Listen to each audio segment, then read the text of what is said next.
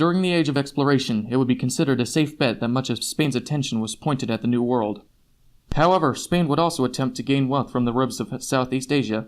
Their first adventure into Southeast Asia would occur in 1521, with a reckless Portuguese soldier turned reckless Spanish conquistador Ferdinand Magellan.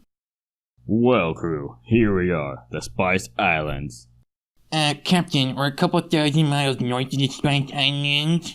That is the point, my nameless crew member. Since nobody wants this area, we'll have an easy beeline straight to the spices. It's the perfect strategy. And that's why I'm this boat's conquistador connoisseur. Now let's make a landfall and see what the natives have to offer. Maybe even some land reserved for a Spanish city. Wink wink, nudge nudge. And so Magellan and his crew land on the island of Cebu and get into talks with the Cebu people about settlement.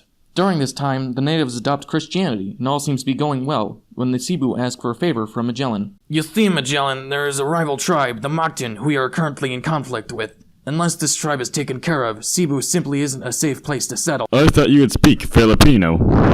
I thought you would speak Spanish. Anyhow, if you could help us in disabling the Mactan people's leader, Lupa Lupa, you may settle here. That sounds like a good deal. I mean, how hard can it be? We have guns. And horses! And smallpox. How hard could this possibly be?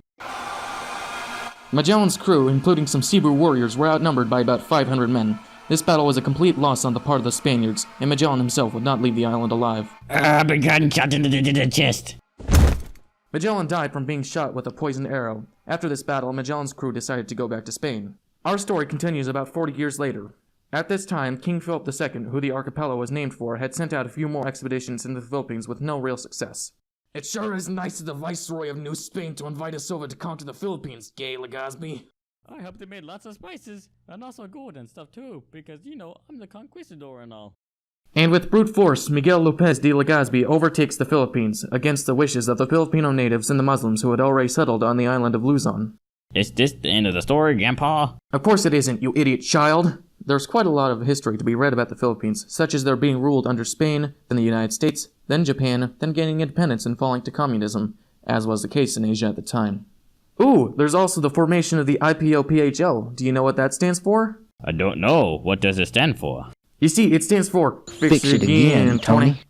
It's all very interesting stuff, and I recommend anybody reading up on it. Even me? Quiet, you dolt! You can't even read! Please give me an A, Miss Miller, and goodbye. And also subscribe.